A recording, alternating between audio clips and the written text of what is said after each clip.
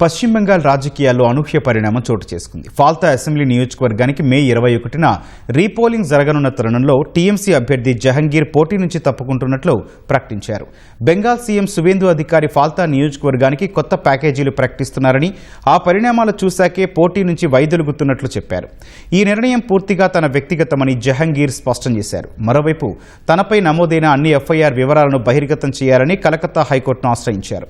ఫాల్తా repolling ముగిసే వరకు పోలీసులు తనపై ఎలాంటి చర్యలు తీసుకోకుండా ఆదేశించాలని కోరారు.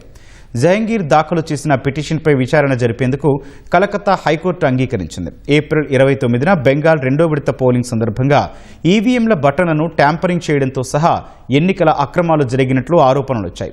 ఈ వ్యవహారంపై విచారణ జరిపిన ఈసీ పోలింగ్ను రద్దు చేసింది. ఫాల్తాలో రీపోలింగ్ నిర్వహించాలని ఆదేశించింది.